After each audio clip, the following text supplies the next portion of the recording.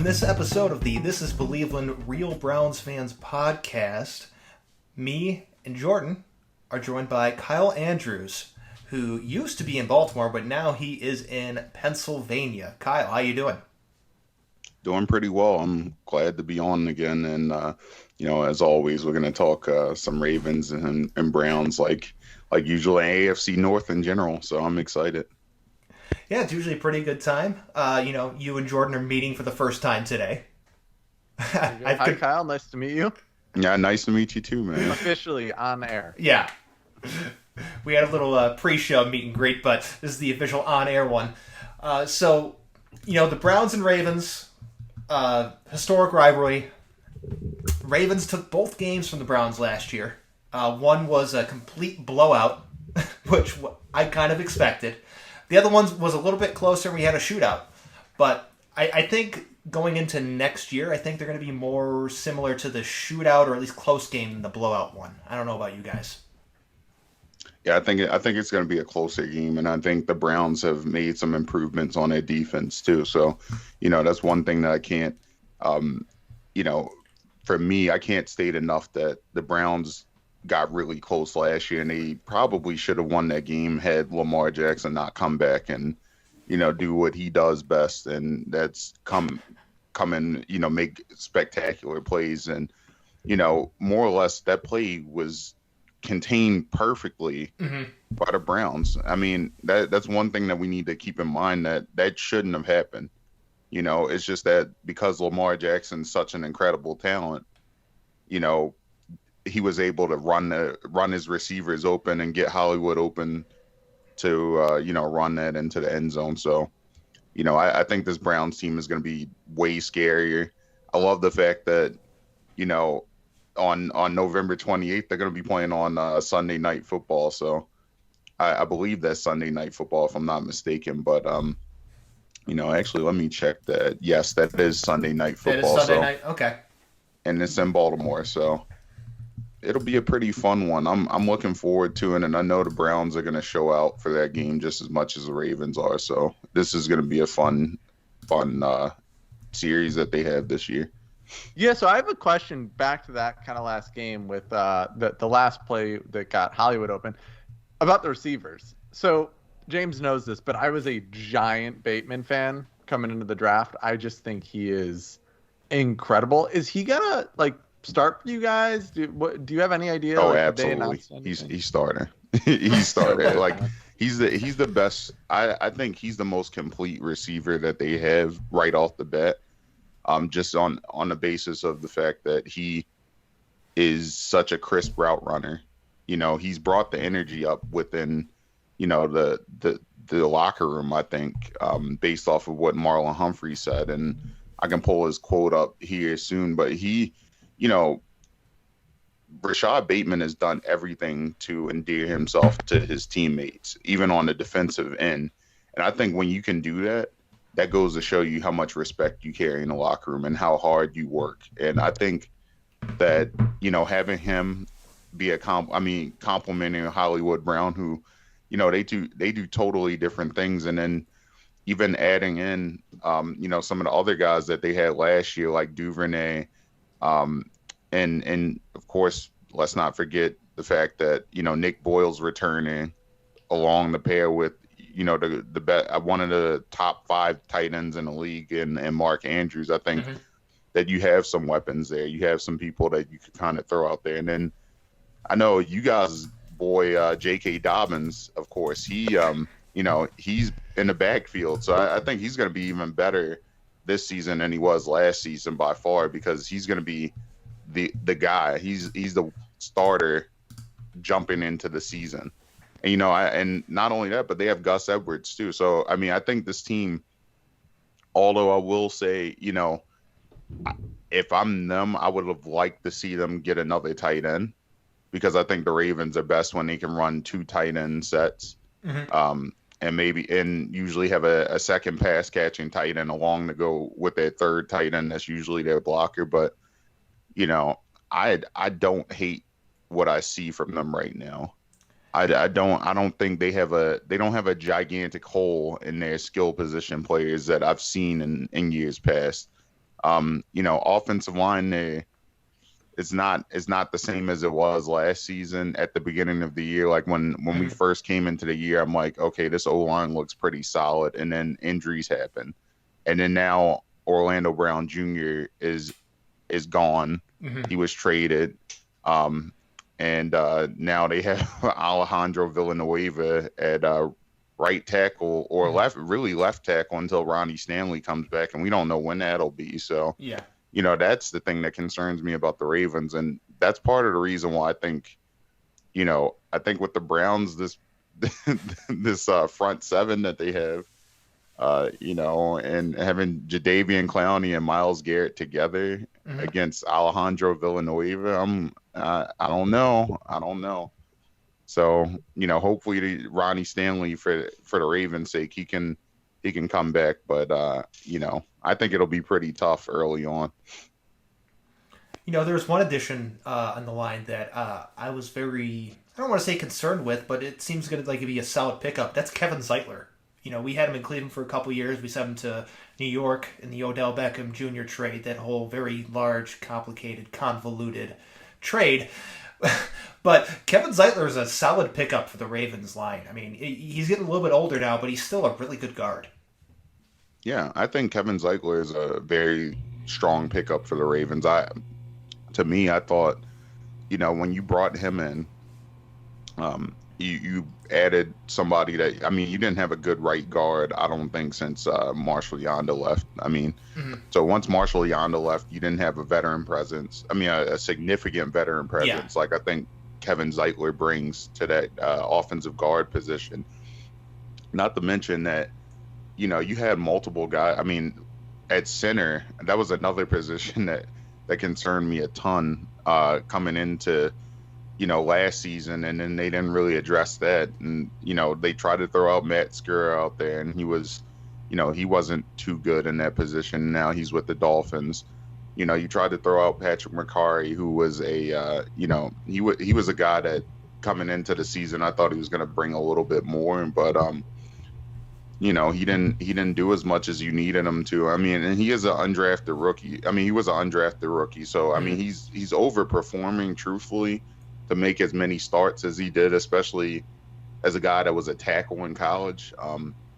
But now they have Bradley Bozeman at center, and Bradley Bozeman is a natural center. When he was at Alabama, winning those national titles, he did it as a center. So I think this is his most, everyone's like, well, he hasn't done it in the NFL. It's not the same. And I'm like, neither did Patrick McCarry. Patrick McCarry was he was a tackle in college, and then he switched to center in the NFL. I think that's a little bit harder than a guy that's been a center in the past. And then not only that, but then you add the kid from Georgia, but Ben Cleveland, who doesn't look like a kid. The guy looks like he looks like a mountain. He looks like the mountain. He's a brick shit house. Yes. Yes. 6'6". What is he, about 335? He's a large man. And the funny thing is, I'm about the same height as him. Maybe a little bit. I'm a little bit taller, but he could rip my arms off. He could use one arm to rip both of my arms off. So, yeah, that guy is huge. And, I understand that Alejandro Villanueva, if I'm the Ravens, I would prefer somebody else to be in that position by year's end, because he's a stopgap. We all know that he's not going to be there for long. But if he's the right tackle, I'm fine with it. If he's the left tackle, I think the Ravens are in a little bit of trouble, because I think Ronnie Stanley, that's a huge drop off. Ronnie Stanley is a top 5 left tackle in the NFL. So you lose Lamar's life so much easier. Yeah. Oh yeah. I think that's part of the reason why Lamar is as good as he is because of Ronnie Stanley. I think that's certainly something that we lose a ton in the fray, is that Lamar is so good because of Ronnie Stanley. And the funny part was that I remember when Ronnie Stanley got drafted, he was there to protect Joe Flacco. And Flacco's life got a lot easier with Ronnie Stanley. I think that year that they drafted Ronnie Stanley and started him at left tackle right off the bat, Mike Wallace had like 1,000 yards receiving, and I think Flacco threw for about 4,000 yards that year. So I mean, that's the kind of stuff that I look at. Ronnie Stanley, he helps. It doesn't matter what quarterback lines up back there. He's going to go and try to maul the guy that is lining up in front of him, and he's going to try to protect this quarterback. So to have him out, I'm assuming the first couple of games of the season, that's going to be a little bit tough on the Ravens. But I think, we've seen crazier things from them. Very, like, I guess the question that I have is the idea here that because Lamar is so good on his feet, and I think what a misconception with Lamar is, like, I hear people say, oh, he doesn't read the field well. I actually think Lamar is probably the best or one of the best quarterbacks in the NFL at reading the play. It was a lot of the times, it was, especially last year, like Mark Andrews either got open or nobody got open, and then Lamar had to force the throw. So I guess my question is, the hope with Bateman, Hollywood having another year in the NFL, that Lamar's just going to be able to cope with the weaker offensive line, at least on that left side, because he has the receivers. Is that kind of the theory, or is it just like, listen, we didn't have the time or ability to add one? Well, I think that part of it was that now, I think adding Alejandro Villanueva was very good for them because they need it. I mean, if you had to throw out Tyree Phillips at right tackle, that's like Mark Jackson says, it's barbecue chicken. They would eat him alive. Like he's done. And now I don't think Tyree Phillips is a bad guard. I think he's decent at guard, but he's the kind of guy that you want to kind of learn behind someone. I think learning behind Kevin Zeitler is good for him because I think that's where, he'll be best at. He'll be best at learning behind a good vet who I think can, show him the ropes over the next couple of years and then allow him to be like a swing tackle or as a left guard or right guard, somebody that you can just plug in if someone goes down. So, that's number one. Number two, I think, with Lamar's ability to read, and this is something I think that, one thing Lamar does very well is that he reads defenses after the play starts. I think once he gets those juices flowing, once he starts moving, he can read anything. He's a very good processor when the play's already started. Now, I think one thing that he could develop a little bit more in is, his pre-snap reads. But the fact that he doesn't make stupid decisions after he already has the ball snapped into his hands, that's the most important thing, right? Because you could be great at reading the where the defense is coming from before the snap, but if you can't process it on the field, it doesn't matter, right? So Baker Mayfield. and I think Baker's gotten better at it too. Baker, to me, I mean, after last season, look, hats off to him for showing everybody that he deserves. I mean, like, my thing is, Lamar, yes, he won MVP, but Baker Mayfield absolutely deserved to be, one of the top quarterbacks in that draft too. So I don't have any issue with him. When he went number one overall, I didn't have any issue with it because I thought that the guy he had the most talented arm in that draft class. And not only with that, but now he's actually making smart decisions. So I think Baker's gotten better at that, and hats off to Kevin Stefanski, because I think Kevin Stefanski he's a genius, and he's gotten the most out of Baker. And I think any kind of offense that kind of fits that Gary Kubiak mold, that's what Baker Mayfield fits that offense to a T, I think. So, I think both of those guys being 2018, draft class quarterbacks, they, I like what I've seen out of them both. So yeah, they're doing great, I think.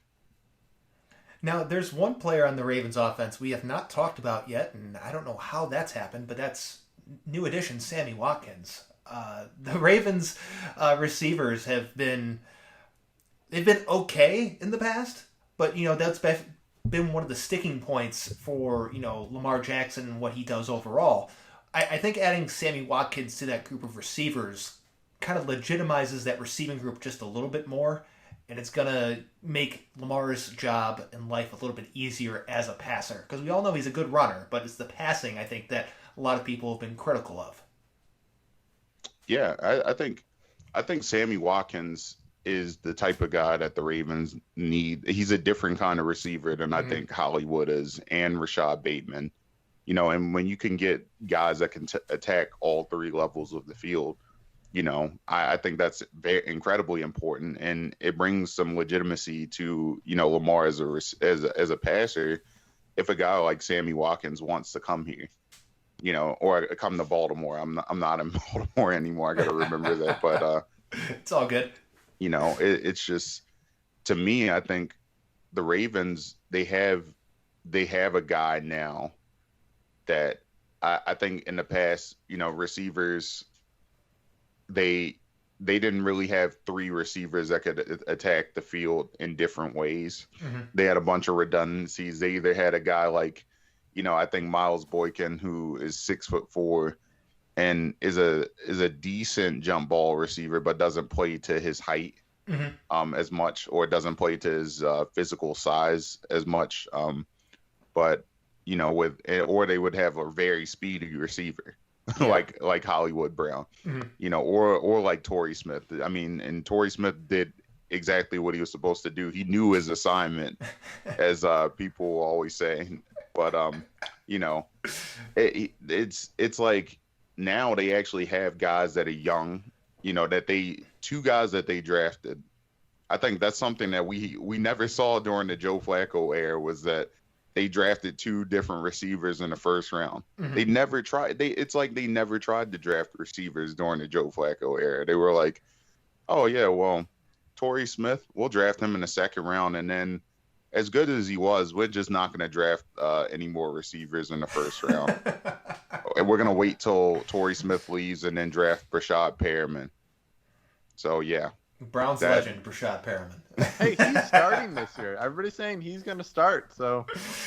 that sounds like a Lions problem. Good luck, Jared Goff. Like. Yeah. Yeah. So good luck, Brashad, playing at the same city that your father once played in. Best of luck in Detroit. Yeah. I mean, Brashad's definitely gotten better over the years, but I think that just goes to show you, though, that if he's gotten this much better, and maybe he never was going to be a number one guy, but I think his ceiling's a number two at least. But then that also goes to show you that the Ravens didn't know how to develop receivers. And I think that was another thing that was, sketchy to me, was that not only did they not draft guys, but they didn't know how to develop them. And I thought that was more of an indictment on the Ravens as an organization, not to be able to develop receivers. And I think the winds are changing now. I think now with Rashad Bateman coming in and Hollywood Brown and, having Sammy Watkins there, I think now people kind of realize, like, if I'm a receiver, this is the kind of place that I want to play at. So, maybe it'll change. Again, like, I agree with what you said. I will stand by this. I think Lamar is one of the best processors post-snap, if not the best in the NFL. Mahomes is another one, Russell Wilson, but Lamar's up there. I mean, as a Browns fan, what scares me about the Ravens this year is I think they will be devastating in both the pass and the run game. Like, both of our franchises have some sort of analytics department. And I've listened to the guys from the Ravens analytics department on a variety of podcasts, and they always make this point, which is that when you can attack defenses in every way with every type of player, so receivers can run, quarterbacks can run or pass, running backs can run or pass catch, everybody can do something, it's so much more difficult to defend. And I feel like with Bateman, with Watkins, I think Hollywood's going to get better this year. That's just tends to be what happens with young receivers.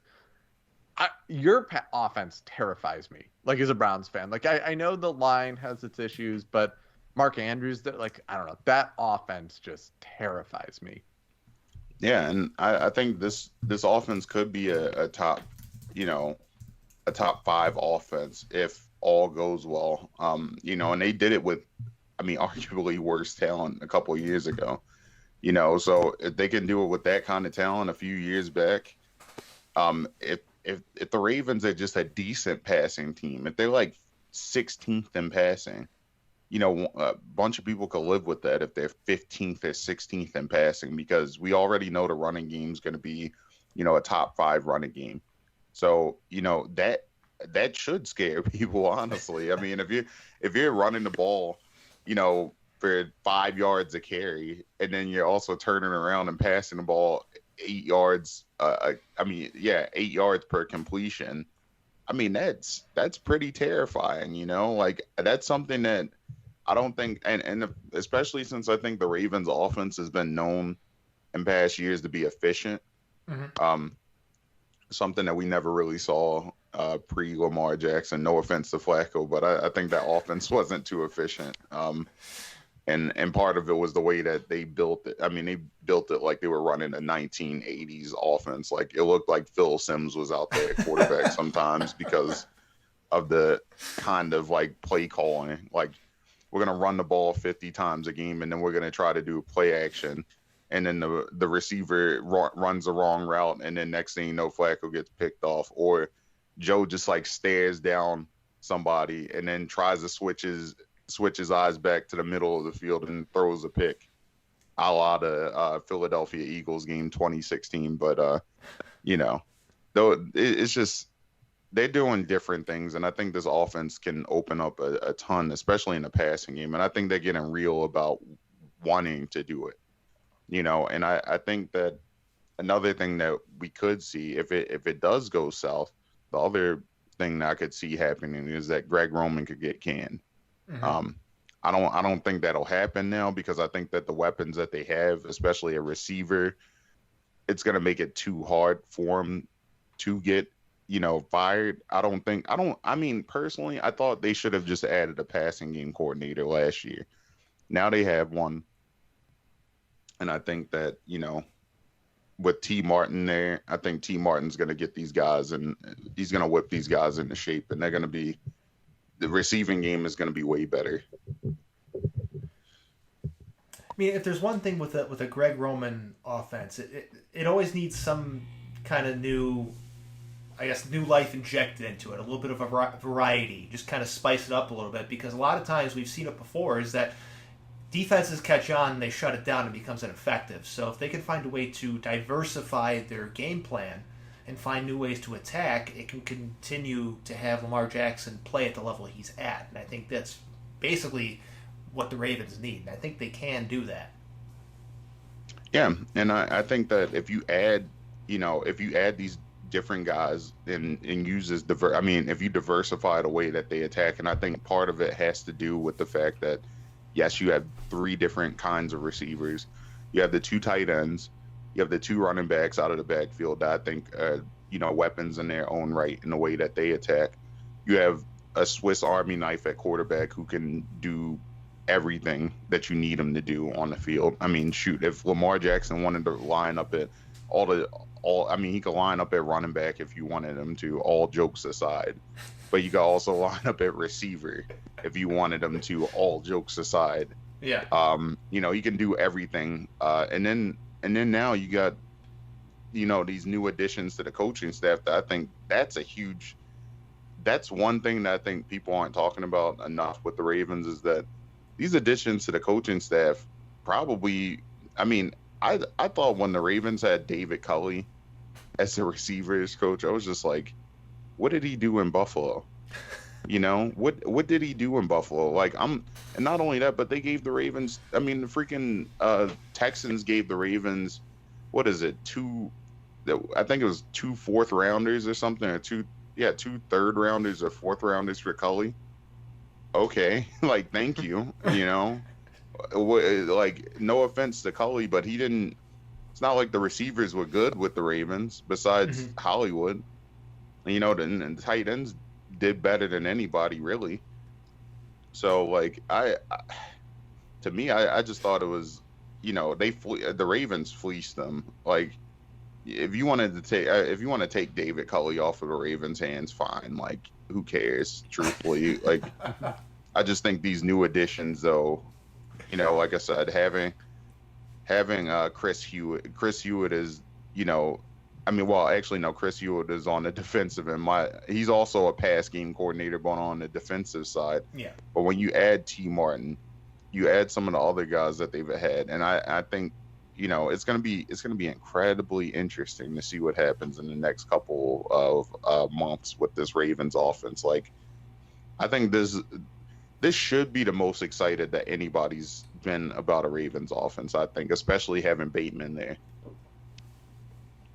Yeah, I mean, I really like when I think about the AFC North, I feel like the Ravens and the Browns are like 2 tiers above the Steelers and the Bengals. And like, I think James and I disagree a little bit on the Bengals. I really just don't like. I think that team's better, and it's still a really bad team. I just don't. I don't get what they're trying to do. Like, I know they're still in kind of that Kubiak schemey thing that the Browns run, but they don't run it well. And like, and the Steelers, I mean, that team is bad. I think the Steelers may finish last in the AFC North this year. I'll say this about I'm the glad Steelers. you say that. I'm glad you say that. I'll say this about the Steelers. The Steelers are still the Steelers until they're not. So until they're not, I'm not going to take them lightly. I've fallen into that trap too many times. I mean, that is also fair too, but I think this year is a little bit different because I think Ben Roethlisberger is geriatric. I mean, I say that every year, but that guy's hanging on by a thread at this point. And the other thing too is that their offensive line is like, it's so bad. Like, It's even worse this year. yeah, what did worse. Dave Chappelle say? He was like, he said something about doo-doo butter. That's the Steelers' offensive line. It's bad. It's so bad. That is one of the worst offensive lines that I've seen on paper in a long time. Like, I mean, like, okay, I'm not afraid of any of their offensive linemen. When they had Marquise Pouncey, I'm like, okay, well, I mean, he's great. And then I mean, DeCastro was there. Mm-hmm. And, Villanueva was serviceable.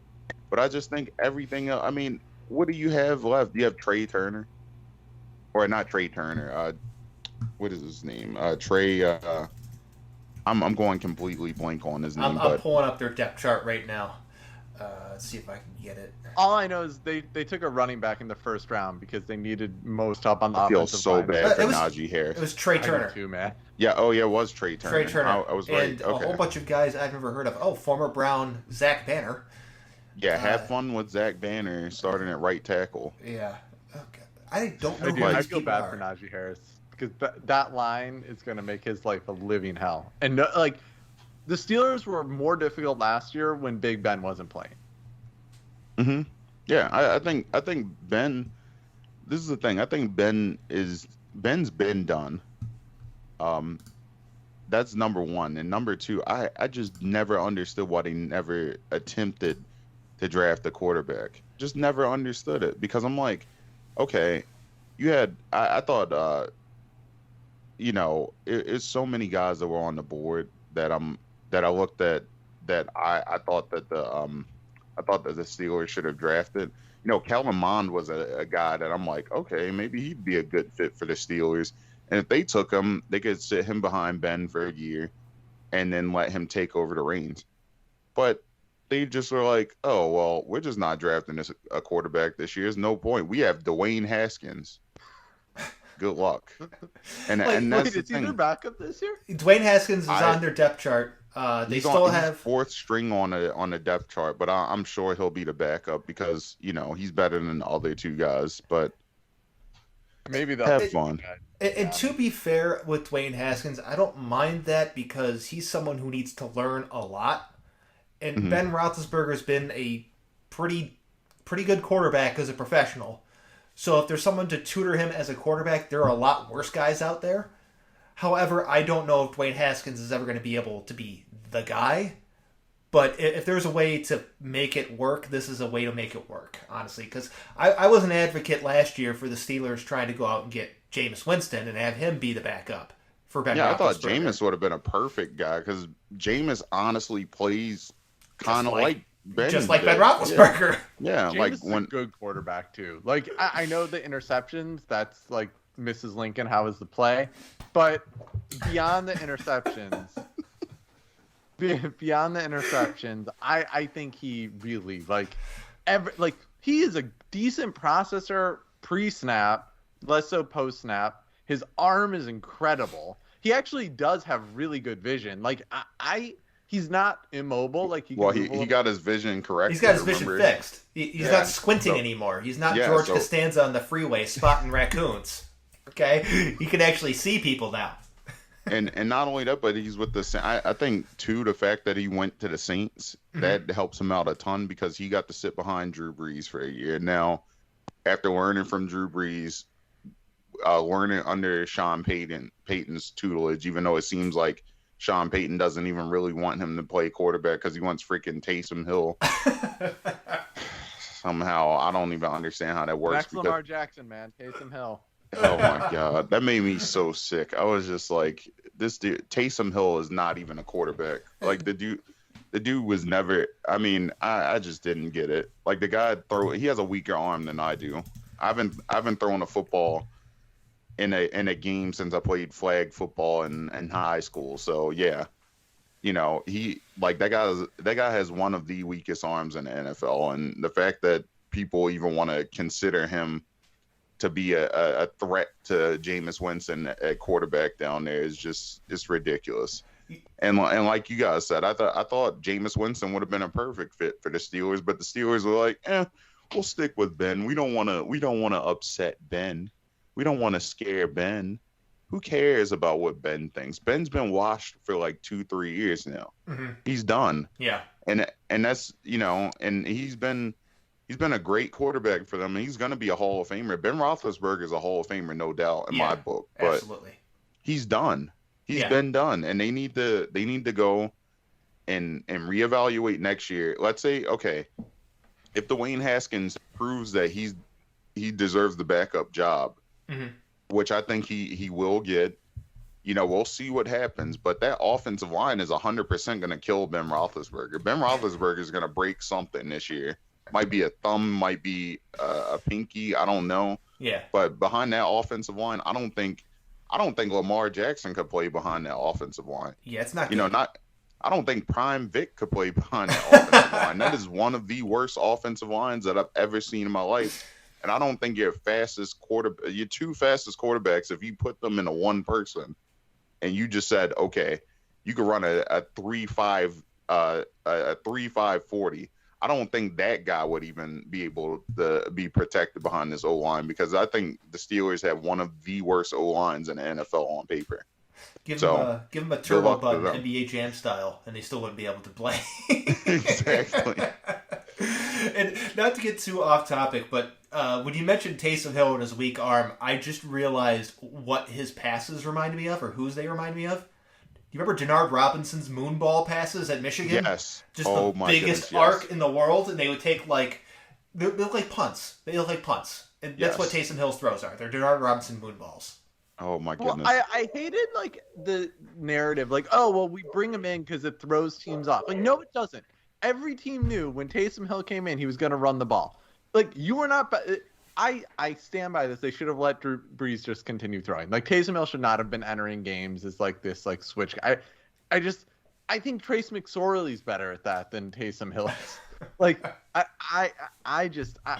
don't. All jokes aside, Trace McSorley, honestly, I mean, the funny thing is that's why the Ravens brought in Trace McSorley, because they wanted a Taysom Hill kind of guy. Mm-hmm. I don't think Trace definitely isn't as fast as Taysom Hill, but Trace has a way better arm than Taysom Hill will ever even dream of having, which is sad, because I don't think Trace has a very strong arm. And I just think that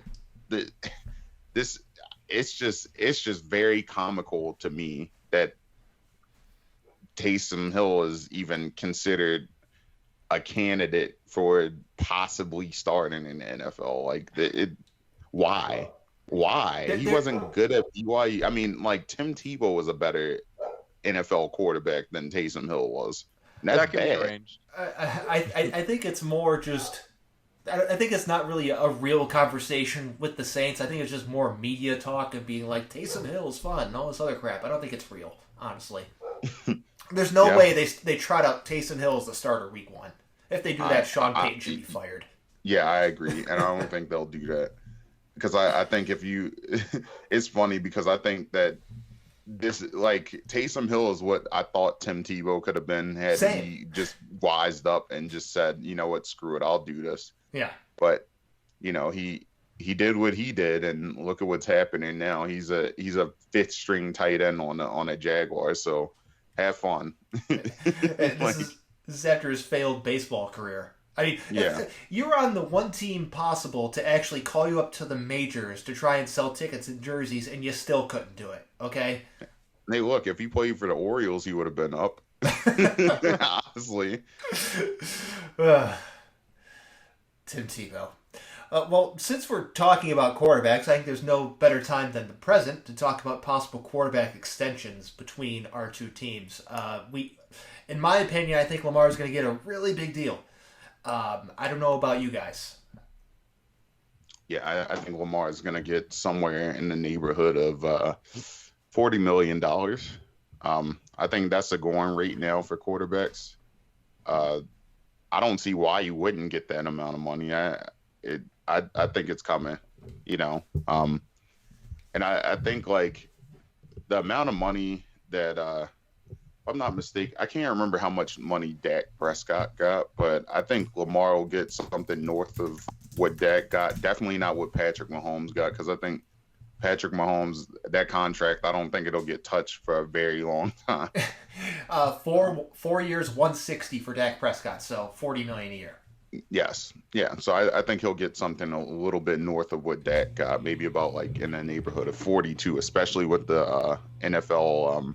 I think the cap's going to go up in the next couple of years when they renew the TV deal. So it'll be cool to see what he gets. But, you know, I also don't think he's going to completely obliterate the cap room. So that's another thing, especially with the fact that if that TV deal goes significantly higher than what they have now, I mean, $40 million isn't going to kill you. So, well, I think he'll get a good chunk of change. If he gets re-signed, does Mark Andrews get re-signed too? I think so, but I think someone else, they'll probably miss out on someone else, which is, I mean, plus the fact that they already have Ronnie Stanley and Marlon Humphrey re-signed. I think that's the most important thing. Now, as far as Baker goes in this conversation, what is your, I guess, perception on what his contract should be from an outside perspective?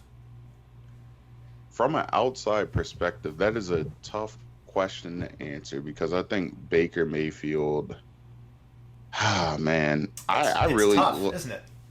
It's so tough because I think that the fact that he hasn't thrown, I mean, it's crazy to me that he still hasn't thrown over 4,000 yards because it seems like, to me, he has the capability. Well, I mean, I definitely think he has the capability of doing it. I just think that, part of it was because I think with Stefanski's offense, it isn't about those gigantic, we're going to toss the ball 80 yards down the field type of plays. Mm-hmm. That was more or less the Hugh Jackson offense. That was the, vertical, streaks offense that they were just like, okay, well, just go out there and throw the ball as deep as you possibly can. Mm-hmm. And that's why I was kind of confused. I'm like, looking at him, it's so tough to kind of gauge because some people are going to be like, well, hey, look, he has all these great receivers and he hasn't been able to do this and that. And I'm like, I don't think that's what you should judge him on. You should judge him on the fact that he's been able, I mean, especially last season, if he has another season like he did last season, I think you have to judge him on the fact that, like, one, this guy has done everything that you needed him to do to win a game. Mm-hmm. And everyone's like, well, he's going to lose you a game. I mean, he's a game manager. And I'm like, no, he's not. Like, Baker Mayfield's not a game manager. We need to scrap that idea altogether. I think he's a very talented quarterback. I just think that sometimes, I mean, he's, sometimes he makes boneheaded decisions. And I think that that's the only thing that I can say bad about Baker is that he makes boneheaded decisions sometimes. But I think otherwise, the guy's a very talented quarterback, and I think that he deserves money. He deserves to get a second contract with the Browns because he's the best. I mean, if we want to be completely honest, Baker Mayfield's probably the best thing that's happened to the Browns in like since Bernie Kosar. Like if we want to be honest, like I mean, he stabilized the quarterback position for the Browns, so that alone should make him a very high paid quarterback in my opinion. Because you know, Browns fan, I think outsiders are looking at Baker Mayfield, judging him off of, you know, every outside person wants their quarterback or they want a quarterback to be elite, and they think if you're not elite, you suck, and that's not true. And I hate that discourse that you know a lot of fans have had in the NFL that has said you need to be elite for you to be on my team as my quarterback, and I don't agree with that one bit. And I think that while Baker Mayfield might not be elite, he's still a top 12 quarterback in the NFL. And I think that's what you only, to me, you need, I think top 12, that can win you a Super Bowl still. You don't need an elite quarterback to win you a Super Bowl. Because Joe Flacco won a Super Bowl, and Joe Flacco wasn't elite. And I mean, Joe Flacco was elite during the playoffs, but was he elite during the regular season? Absolutely not. But they opened up the playbook, and I think that's part of it. Kevin Stefanski, I think that, you know, if honestly, if all goes well with the Browns, they could. I mean, they're a dark horse. I mean, at the very least, the dark horse to win the Super Bowl.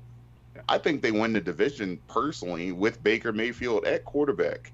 So I think the Steelers team, the Steelers are putrid. Like I think they're going to be fourth in the division in my opinion. But that's just me.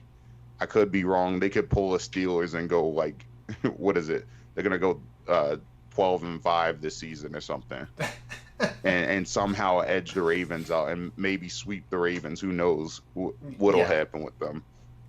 But you know, it's between that, and I also think the other thing too that kind of jumps out to me is that I think that the Browns, when it comes to playing against the Ravens, I think they're going to split. So, you know, I think the thing that I'm looking at mostly with the fact that you do, like I said, Baker, I think is good enough to win you the division.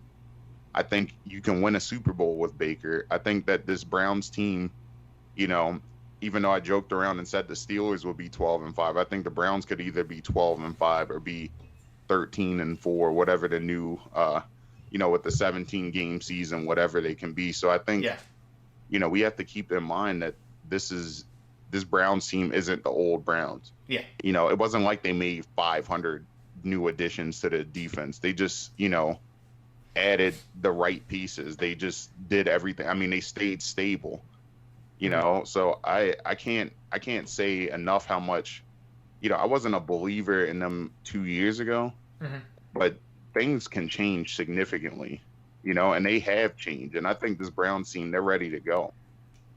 Well, and I think one of the big things too, and James and I have had this Baker discussion seemingly for like over a year now. I mean, and it's still because, so like last season started, the Browns don't look great the first half of the season. And by the Browns don't look great, I mean, Baker really just did not look great, and the rest of the team looked like it was really getting used to Stefanski's offense. So bye week happens, Stefanski dumbs down the playbook, and then the Browns look phenomenal. And there's reasons he did that. No, Odell definitely plays a role. I think Stefanski is up there with the Shanahans and McVays of the world in terms of his ability to scheme in this offense. And like, people kept saying, oh, well, all the Browns do is run outside zone. Like, no, like Stefanski added a lot of gap plays, added inside zone. Like that run game was really versatile. And so the question to me always has been, is Baker a kind of a Jimmy Garoppolo, Kirk Cousins type quarterback? Like a guy that's a perfectly good NFL starter, probably a little inconsistent here and there, but can win you playoff games. And if you get the good right team around him, great run game, great kind of receivers, great offense, can you take it to the Super Bowl? Or is Baker going to be is he going to be like a top 8 guy, right? And to me, the problem with that has always been he's inconsistent. He's been in the league for 3 years. We have a year and a half of data saying he's barely a starter, and we have a year and a half of data saying he's a top 8 guy. And the question is that just going to be his career, or is he going to really go? I think he's closer to the top 8 guy than the bottom 8 guy. But the question to me has always been, if you give him, I mean, Baker is going to want the $40 million a year, right? That's going to be what Baker wants. And so the question to me is, if you're the Browns, do you invest that now, or do you wait and see how the season goes? If the Browns win the AFC North, I think Baker probably has an incredible year, and then you have to pay him $45-50. I mean, I don't know. I don't know what the best answer is. I continuously say I don't know what the best answer is. I just, I don't know. Yeah, and I'm right there with you. I think that's a tough one to call, just because of the fact that, like, you know, what if he does something great this season? You know, I'm running to the bank if I'm Baker. You know, give me all of the money. But I think if he continues on the streak of, like, you know, if he does what he did last season, that's fine. But when I mean, because, like, winning a playoff game in Cleveland, that's huge. Like, I don't care what anybody says. That's probably one of the biggest things that you can do as a Cleveland athlete, especially as a quarterback for the Browns, is win a freaking playoff game. Like, that has not happened in a very long time. And the fact that he did it, and did it in such a convincing fashion, you know, that doesn't hurt one bit. But, you know, I just think that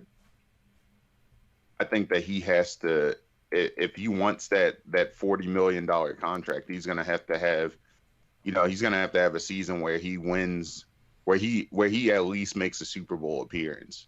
I think he's gonna have to throw for 4,000 yards, and I think he's close to doing that, and I think he will do it this season. But we just got to see what happens.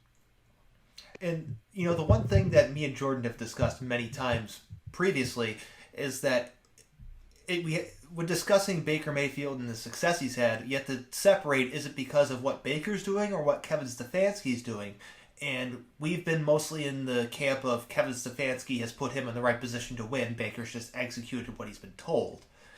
Now, I think for him to get like one of those large contracts, something comparable to Dak Prescott or what Lamar or Josh Allen's going to get, he's going to have to do things where it's like, okay, Baker made that play. That wasn't Stefanski guiding him to where he needs to go.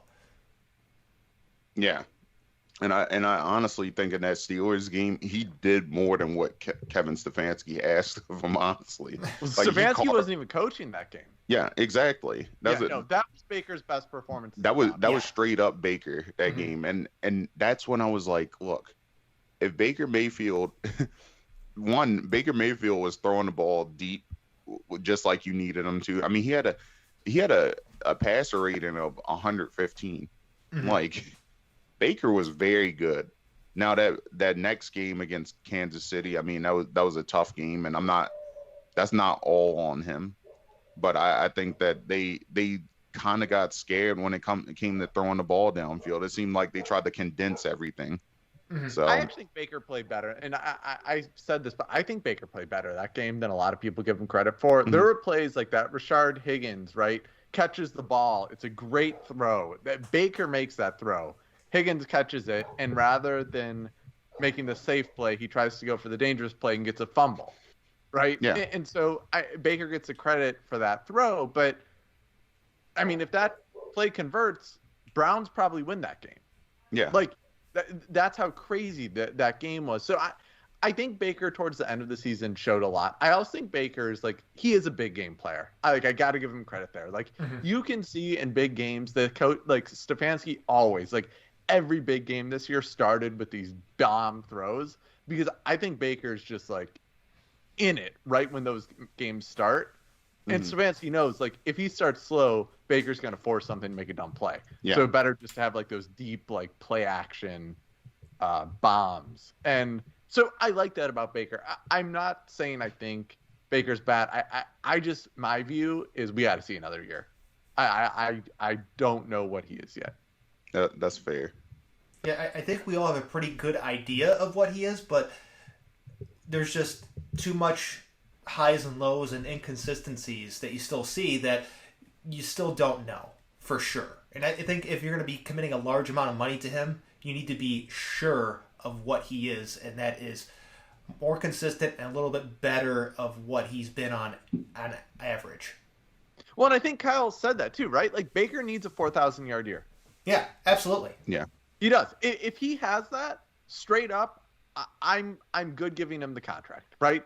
And if it's more than what we would pay now, sucks to suck. I'd rather have a good quarterback that I'm paying a little bit more money to than a quarterback that I'm way overpaying.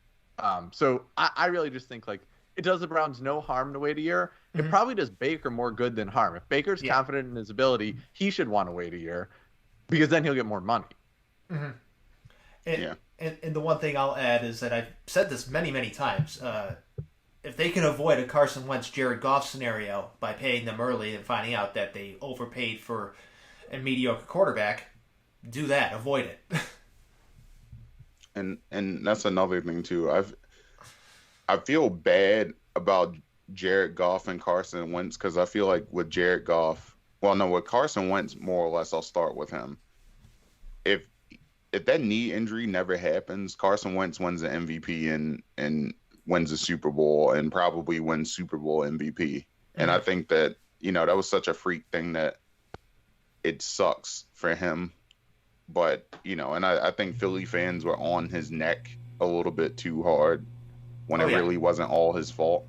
And now they're in an even worse situation.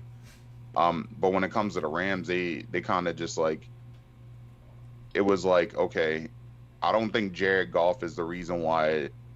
Jared Goff wasn't bad, but Jared Goff wasn't great. And I think that was the other thing that we mentioned before. That was the same thing I mentioned before about everybody wants their quarterback to be an elite quarterback. And they're not all elite quarterbacks. Me personally, I wouldn't make that trade for Matt Stafford. I think Matt Stafford's a very good quarterback, but I'm not wasting all of that money and picks so I can, throw away my future for Matt Stafford, unless I was 100% positive that Matt Stafford's winning me a Super Bowl. And I think that Rams team, do I think they're better than the Ravens or the Browns or like Kansas City or, Tampa or even the Packers if Aaron Rodgers stays? No, I don't think they are. 49ers even. Yeah, like 49ers are going to be healthy this year. People are sleeping on that team. Yeah. And I mean, and the Seahawks are still in the division. So it's not like, it's not like the Rams are playing against a bunch of slouches. So I don't understand. And not to mention, let's not forget, the Cardinals are still there. So it's just like, why? I never understood that. I just never understood that. The Cardinals have AJ Green now. Let's see if he doesn't hurt his hip in the first week of the season. Yeah, I want to say they have, in quotation marks, AJ Green. Yes. Exactly. The one thing I will say about the Rams in the defense of acquiring Matt Stafford is pretty sure Sean McVay realized he reached his limit on what he can do offensively with Jared Goff. And I think by adding in Matt Stafford, who is a much more accomplished and better passing quarterback, it opens up a more wider selection of plays that he's going to be able to draw from. And I think that's going to make a huge difference in what the Rams offense looks like. Yeah, and I totally agree with that. And I think they're gonna be a better offense, and I think that's great.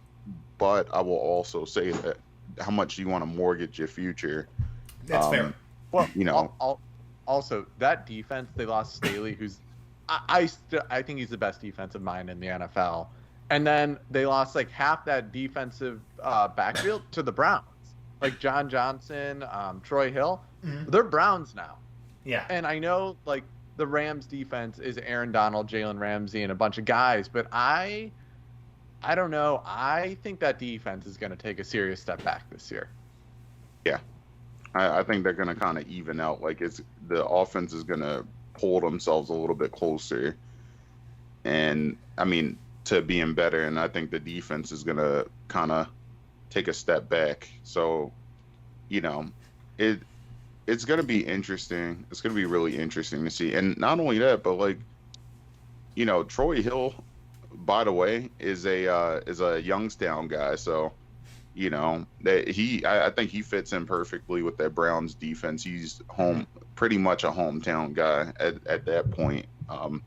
So it's going to be really cool to see what he does. But like the Rams, I think, like you said, Jordan, I think they took a step back defensively. So it's only a matter of time what we see. I think that offense is going to get a lot better, but you can't retain as many people when you're hashing out so much money to Matt Stafford, who I think is a very good quarterback. And I think in this situation, could he win a Super Bowl? Possibly, but unless it's a sure thing, I'm not trading for him. Like if it was the Saints, now if they did it, I would have been like, oh, okay, well, yeah, go ahead.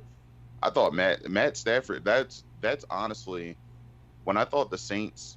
When I saw when Drew Brees was retired, I thought Matt Stafford would have been the perfect fit for the Saints. Yeah. Yeah. But when they decided, okay, well, let's just go with Jameis, which I think is fine too. I kind of looked at it and I'm like, okay, well, where else could he go? And then when the Rams picked up on Matt Stafford, I'm like, okay, I get it, but it's also like you're giving up so much for him. And I think, unless you're 100% positive, and I know that, and to me, I think they're not better than like many of the AFC teams, and then even the NFC teams, I don't think they're better than any of them. So I think it's going to be really tough. It's going to be an uphill battle for them. Yeah. Yeah. I mean, I thought the 49ers would have been also another perfect place for Stafford. Yes. Evidently, Shanahan was on a podcast this week and said with with Sean McVay. So I like his. I'm a huge Matt Stafford fan, like huge. But I think I agree with you, right? Like how much better are you with Matt Stafford than you are with Jared Goff? I think they're better. I think that offense. Yeah. Oh is yeah. going to Absolutely. ascend. But the question is, are you better than the Buccaneers now? Right? Are you better? Are you going to win your division? Right? Because if not, that's a really expensive trade. Mm-hmm. Yeah. If you make that trade and you don't win your division, and I think that's the other thing too. They're kind of lucky because the NFC West in general, I think like a bunch of the media markets over there, especially in LA. I think LA as an NFL market isn't like it's not to the point where everybody's like die hard and you're getting questioned on everything every 2 seconds. So even if they weren't to win anything with them, I don't think that's gonna force them to do anything. Yeah. So we'll see. All right. One last thing here to wrap things up. A fun little exercise here. From least amount of pressure to most amount of pressure, rank the quarterbacks in the AFC North. From least amount of pressure to most amount of pressure. I think least. Man, that's a tough one. I think Ben Roethlisberger, because I think whatever Ben does, it doesn't matter at this point. He's won 2 Super Bowls, so he has the least, I think. I'm with you on that one, Jordan. I think Ben Roethlisberger easy lead. Yeah. This is when things get interesting. See now it's tough because I think. Well, I guess I could say Joe Burrow because I think Joe Burrow's coming off of a knee injury, so I think that's fair to say. Okay. So I don't think you can't really judge him as harshly. Oh man, this is where it gets really tough because I think between Baker and Lamar, they both have a ton to prove. I think Lamar getting over this last hump, and then I think Baker taking that next step. Both of them, it's just like, man, I'll say Baker is the second to most amount of pressure, and then I'll say Lamar is the most, only because I think Lamar has already won an MVP. Now he has to win that Super Bowl.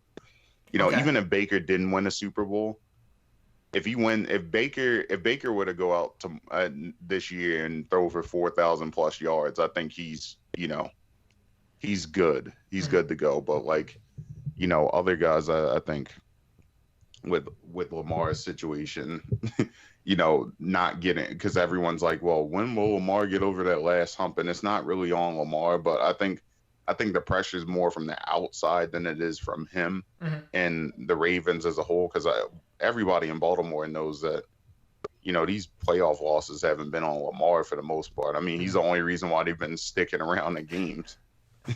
They folded under pressure. So many guys have dropped passes, and guys have come open and swatted. It's just been so many things that shouldn't happen that have happened, and it's not been because of Lamar. But I think he's under the most pressure from the outside, and I think Baker Mayfield is second. Yeah, I'd go along with that. To me, for both Baker and Lamar, they're both getting extended. I don't think that's where Lamar's pressure comes from. I think for Baker, the question's going to be how much are you getting paid in that extension. But I would be surprised if the Browns don't re-sign him next year or within the next year, either way. Because again, kind of like you said earlier, like he is the best quarterback the New Browns have had, and I think the front office will give him a new contract. It's just how much. I think Lamar is going to be under pressure to get to a Super Bowl or at least make a strong run at it. So I would put Lamar first, because I think as good as that receiving core is, I think your defense is good. I don't know that I think it's great, and I think that offensive line is shaky. So I would put Lamar first. I think Lamar has a lot to prove and very good tools to do it, but maybe not the best tools like around him, so to speak. Yeah. So here's where I fall. Obviously, Roethlisberger fourth. Burrow third because he's a rookie and whatever, right? I have Lamar second, and here's why. He's already won an MVP. He's already proven to be a very good quarterback, and we all know he's going to get a large contract. Baker, on the other hand, like we've said earlier, we don't know what he is. We don't know what that contract value is. Is it going to be a little bit lower? Is it going to be higher? Because of that amount of, that large level of difference between what he could make for that next contract, I think it's going to apply more pressure on him from that. And it's also going to, is he going to be able to show that he is the one making plays and not being essentially guided to make plays. So I think because of that, because Baker still has a lot to prove as a quarterback, and it also comes at a time when he needs to, play a certain level to get that large extension. That's why I think he's the number one quarterback under the most pressure. I think that's that's definitely a fair assessment. Me too. So I think that's going to wrap it up here for this episode of the This is Believeland Real Browns Fans podcast. You can find it on Apple Podcasts, Spotify. It's on my personal YouTube page. It'll be on thisisbelieveland.com as well as realbrownsfans.com. Jordan, anything you would like to plug? No. Thank you so much, Kyle, for coming on. This was great. And Kyle, what you would like to plug? It. So just I write for Center Daily Times in Pennsylvania, cover Penn State athletics, and I cover high school sports.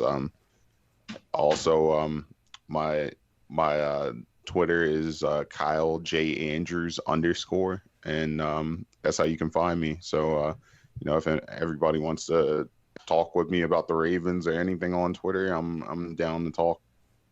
And I definitely recommend following Kyle on Twitter.